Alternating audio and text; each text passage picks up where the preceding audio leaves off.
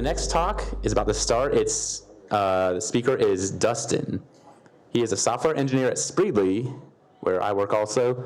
He loves a good pun and riding his bike over bridges because the unabridged version is too long. Pause for laughter. Yeah. In a previous life, he was a chemical engineer, but over the years, he grew unhappy with factory work. His passion for research and everything he could find about human happiness led him to quit his job, join a boot camp, spend a few months exploring South America, and finally jump into software engineering full-time. Dustin calls Athens, Georgia home, but loves to travel whenever he can. And here he is.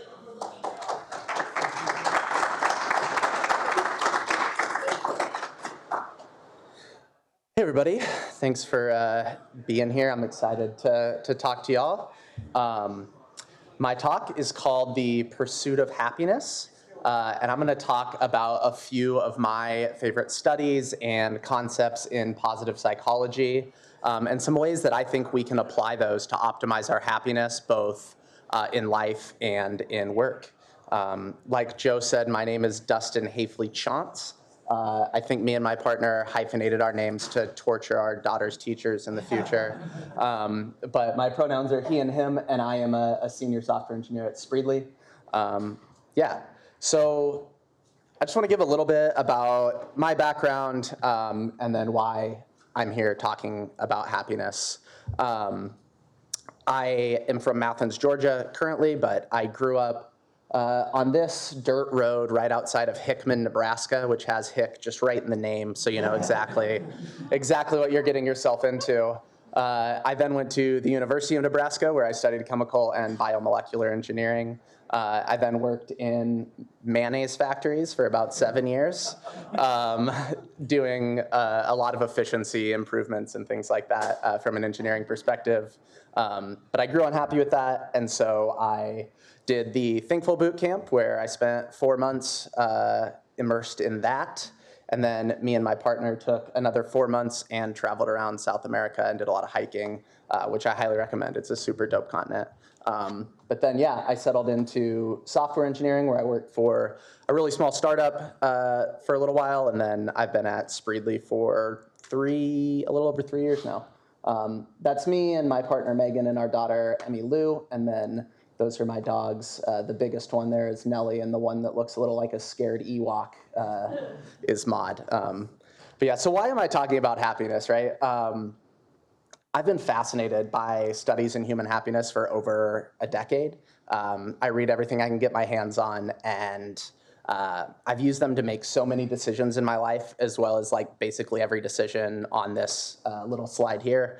And I wanted to bring kind of what I've learned from that research to y'all and see maybe if I could help anyone with any decisions, or just maybe be a little happier. So let's get into it.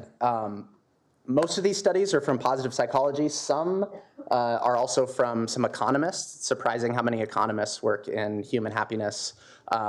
But positive psychology is the study of well-being or happiness. It started in 1998 when the American Psychological Association and the president of that association at the time put an emphasis on studying human happiness on that association. Up to that point, it had been very disease-focused and using, or problem-focused and using a disease model for studying mental health. And that's a great model for studying mental health. These two kind of fields of study in psychology are better together. And positive psychology in no way is trying to replace traditional psychology. It's just another way to look at our psychological state. And as someone who has been very positively impacted by things like SSRIs and therapy, I highly recommend seeking those out if you have any mental health concerns at all. They can be game changers. I know they were for me. Okay, let's start here. The first age-old question, does money buy happiness? Something that you hear talked about all the time, I feel like. In tech, we have access to some pretty good salaries a lot of the time, so maybe let's do a show of hands. If you don't think money can buy happiness, any? All right, we got a good number. And then if you do think money can buy happiness, all right, we got a pretty good split there. I think maybe a little bit more on the do thing. I disagree with your premise question. Yeah. It's a binary. Like, it's not one or the other. Yeah. Money can't make you happy, but it can allow you to be much less unhappy. Lack of money will make you unhappy. Well, we'll look at what the research says, but I'll take that. I'll keep that in mind. This first set of studies that I'm going to talk about happened over a number of years. The first one being in 2010 by a Nobel Prize-winning scientist and Princeton doctor named Daniel Kahneman. He actually passed this year, which was very sad. At 90 years old, he was a titan of this research. But he did a study at that time using Gallup poll data, which is a phone survey that they ask like 1,000 people a day, a variety of questions. But he conglomerated a lot of data, and he cared about basically 6 questions that they were asking when he was looking at this data. The first was salary, of course, because he's comparing income to happiness. And then the other 5 were states that people had experienced, mental states that people had experienced in the past day.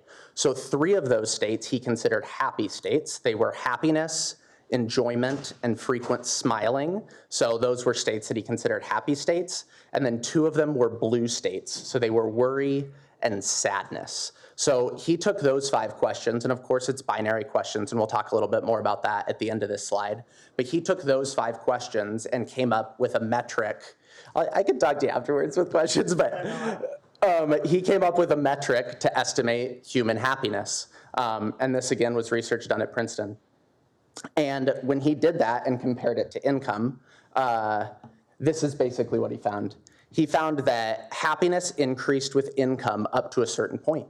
And when you hit somewhere between, at the time, $60,000 and $90,000, of course that's 2010, there's some inflation things going on there. When you hit that range, it leveled off, and they no longer saw a positive effect of more income on happiness. So it was a pretty interesting finding. It's a finding that really, for me, influenced how I looked for jobs and stuff getting out of college shortly after this time. So it was super, super fascinating to me. But then in 2021, there was a UPenn researcher by the name of Matthew Killingsworth who came along, and he did a very similar study, but went about it a slightly different way. He used a phone app that had a continuous sliding scale on it. On one end of that scale, it said very unhappy. On the other end, it said very happy. And he asked his participants, it was like 45,000 people or something like that, to rate themselves 3 times a day on how happy they felt. And with that, as well as their income, he came up with a slightly different trend on how income affects human happiness. And he found that human happiness increased with income to at least $200,000 and possibly beyond that. Like, they didn't see any sign of that trend slowing in 2021. And this, to me, is when it gets actually really interesting. So just last year, in 2023, these 2 researchers, Kahneman and Killingsworth, got together and they did what's called an adversarial collaboration. What they did was they looked at both of their data sets and they said, hey, we came up with different conclusions. Let's see maybe what we can come up with together with these 2 data sets. What's the truth? What would we publish today if we had both of these data sets together, basically? And so this is super cool. And what they found, and I'll explain why, is that the 2021 trend more fit the general population than the 2010 trend that was published. And there's a couple big reasons for this. One was the binary nature of the Gallup polling data. What it ended up doing was overweighting the effect of what they called the unhappiest 20% of the population. So the unhappiest 20% of the population basically caused that leveling off effect in the 2010 study. And when you actually extracted that from the data, they saw the same trend in both studies, the same 2021 trend. And when you just looked at that portion of the data in the 2021 study, they also saw the leveling trend. So there's some really interesting data stuff there that you can kind of draw out of it. So I don't know, I found this super fascinating. I love that they came together and came to some sort of conclusion. Of course, there's way more factors than just salary and happiness, right? This is just one study, one factor, and we'll look at more things and examples going forward. But I want to talk about applications on each of these because that's what my talk's about. How can we apply this? Well, let's all ask for a raise. I think if we see that more income can impact happiness, you can cite this talk in your pitch to your boss if you want. Of course, I'm joking some in this, and the rest of the studies have, I think, more controllable applications that I'll bring. But I just really liked how this research was done. I love these researchers, particularly Kahneman, and a lot of the stuff that he's done in the field. And so I wanted to bring this. It's kind of just an entry point into this talk before getting into some more concrete, controllable examples. So if we know, or if the research shows us that more income might provide more happiness, or at least as a general population has an effect on happiness, maybe how we spend that can affect our happiness as well. What do we use our resources on?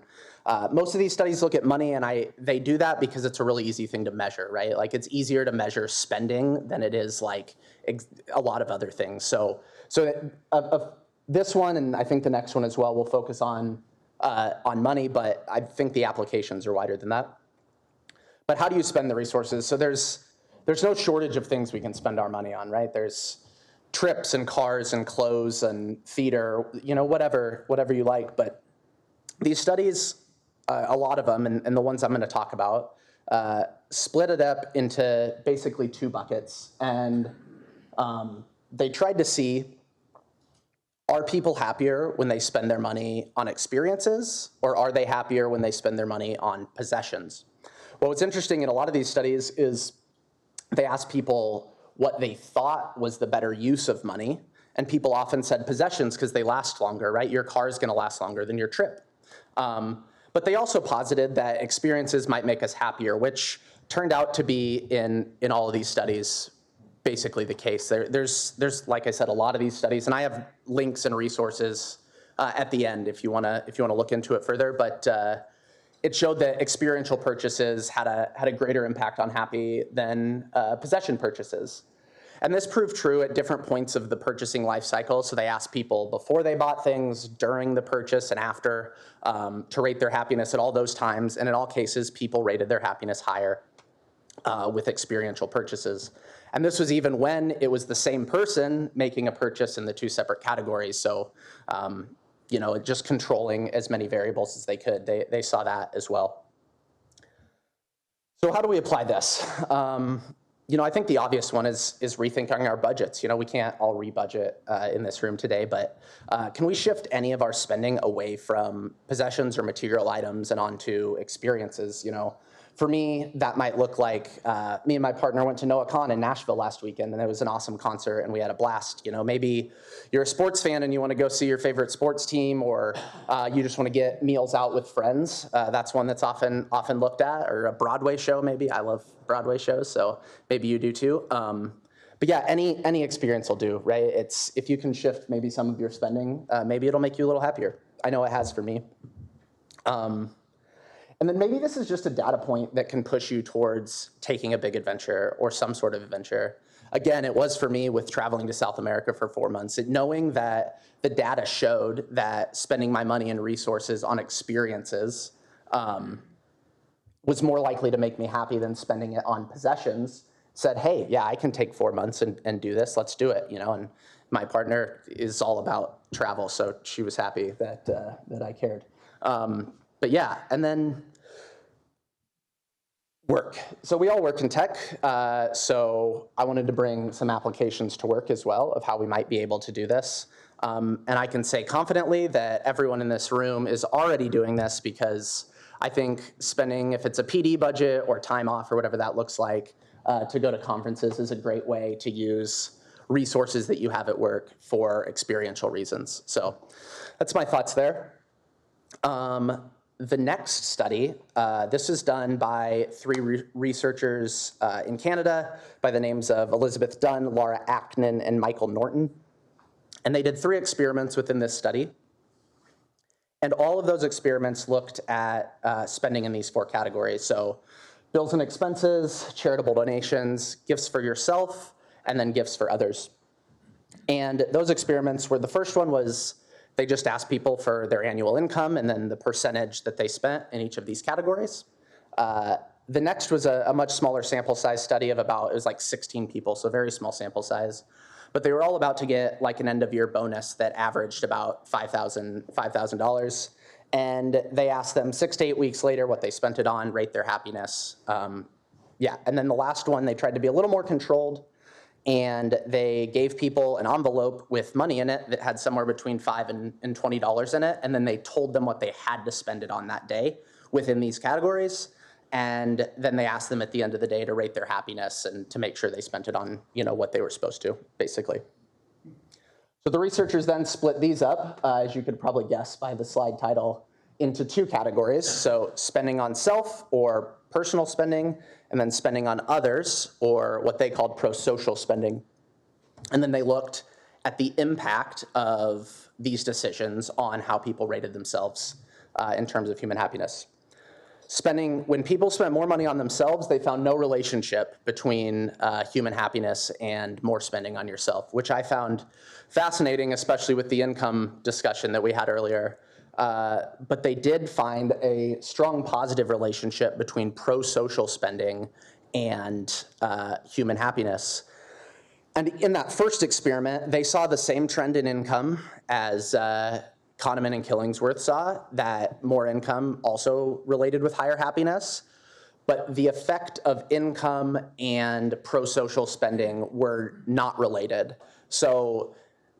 And they actually had the same magnitude impact on happiness. So the increase in pro-social spending had the same magnitude of impact as more income did, even though those two weren't related. Income and pro-social spending weren't related. So that was also super, super interesting to me in what they found in their research. Okay, applications. Yeah, this you'll see this slide every time. But so I think finding pro-social organizations that you're passionate about and getting involved, whether that's with time, donations, whatever that looks like. Sounds like we have an awesome nonprofit that's doing some work here with Deep Time, so it seems like an awesome local organization. These are a couple local organizations that I work with. I'm not going to get into exactly what they do. If you're interested, I'd love to talk about it. I do a good amount of work, especially with the first one in Athens, Georgia, where I'm from.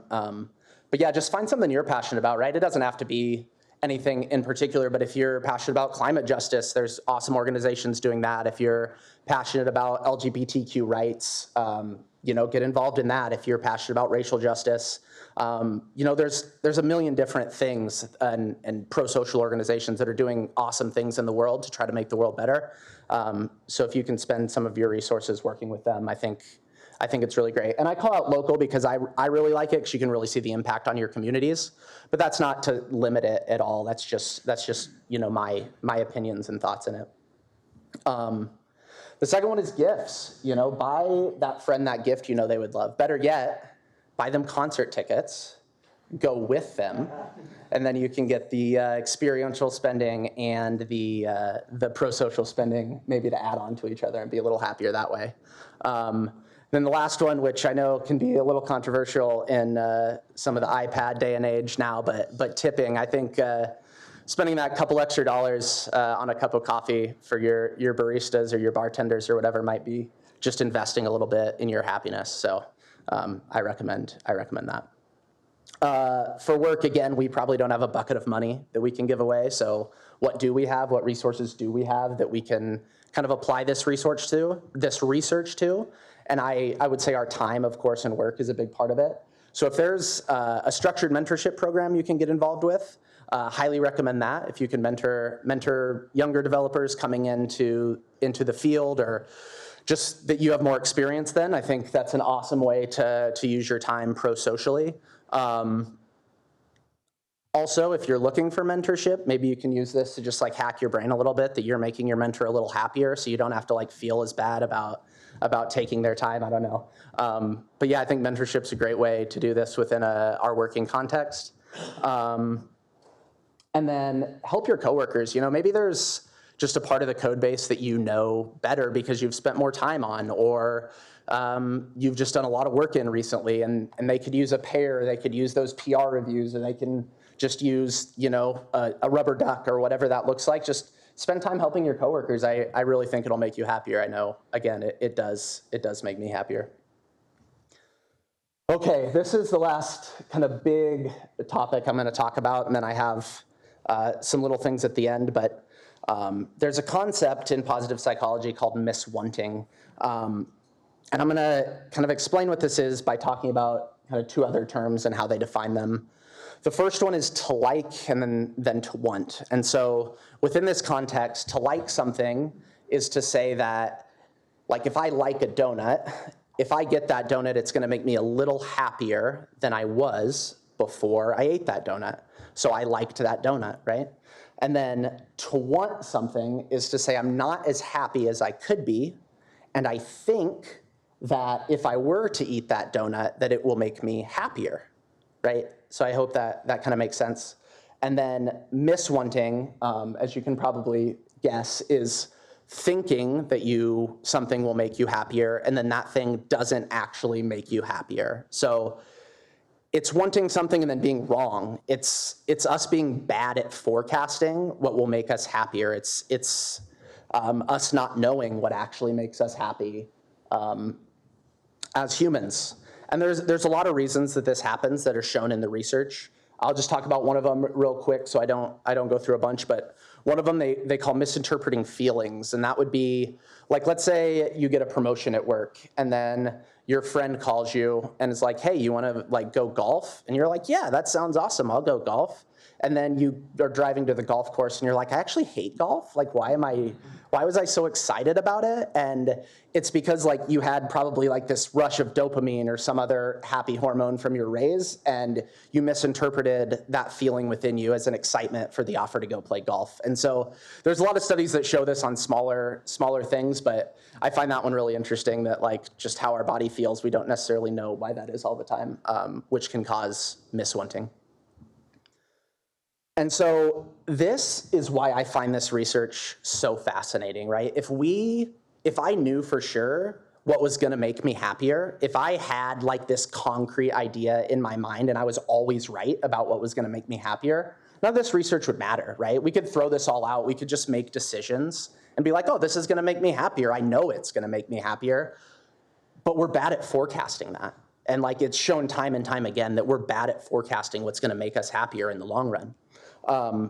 And so that's why I love this research. That's why I really follow this research, because I want to scientifically and through the research try to make myself as happy as I can in this life. And then the other application that I think can come out of kind of this concept of miswanting is this idea of eliminating negatives.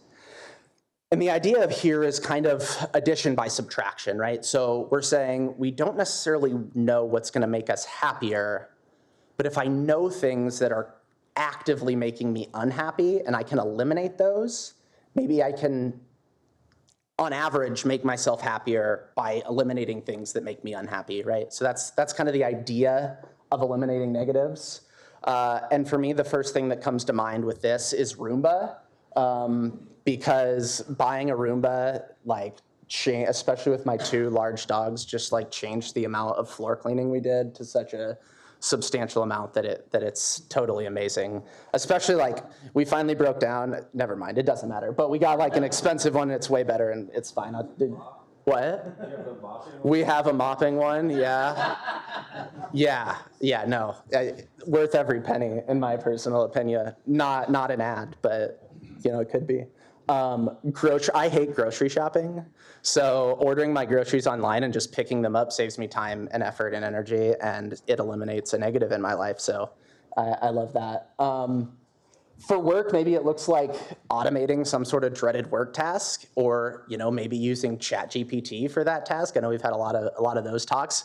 I use ChatGPT for regex all the time, and it's amazing. It's never right, but it's just close enough that I can figure it out. It's right sometimes, I should say, but it's close enough. It's good. And then if you hate commuting like I did, is one of the reasons why I shifted into tech is I was doing a 40-minute commute when I worked in factories, and eliminating that and going to remote work is amazing. And I'll talk a little bit about that in my final slide. I have a couple minutes. So this is just 6 more interesting things. I'm not going to go into these a lot, just kind of the findings from some studies, and then I have the links to those studies if you're interested. And some of them are interesting, some I just kind of find funny. So the first one is the happiness U curve, and this has been shown all over the world at different countries and different studies that statistically we're happiest at 18 years old, and then we get slowly unhappier until we reach 47, and then we get happier again until we die, but never reach that peak of 18 again. So it's a sad life after 18, but yeah. I don't know. I just think this is shown all over the world in all sorts of different studies, and I think it's so interesting and funny, so I put it up here. But more serious, there's a strong association between close relationships and happiness. So whether that's friendships, family, significant others, whatever that looks like, those close relationships are really important to our happiness as humans, as social creatures that we probably know. People are happier the day after being creative. So if you have a creative hobby, whether that's music, art, whatever that looks like, for you, code can be creative sometimes. Often it's not, depending on the day job, but it can be, I think. But people are happier the day after being creative. Being your authentic self correlates with higher happiness, especially when you're accepted as your authentic self in your close relationships and your peer groups. Being present and mindful are predictors of feeling happy. And lastly, this goes to that last point of commuting, but there's a study from, I think it was last year or the year before, that showed changing from a long commute to a short walk for commuting showed the same level of impact on happiness as finding a romantic partner for someone who is single. So it's I don't know, that's wild to me. I don't know how the numbers work exactly there, but it was highly sourced in a bunch of places, and then I finally read the study, and it blew my mind a little bit. But yeah, that's it for me. Here's my references. I'm happy to send these out if people hit me up in Slack. I can try to get this slideshow out there. But yeah, income versus happiness, the experiential spending, pro-social, the organizations I like, miss wanting. Oh, these are talks from RailsConf last year on mentorship which is where kind of I got the idea from the mentorship pro-social work aspect from. So wanted to call those out. I thought they were all really good there. And then the studies for the 6 more interesting facts. And that's it. If you have questions or feedback, I'm happy to talk more about it. That's just like a Google form that you can fill out that I'll get the answers to or whatever. But yeah, that's it. Thanks, y'all.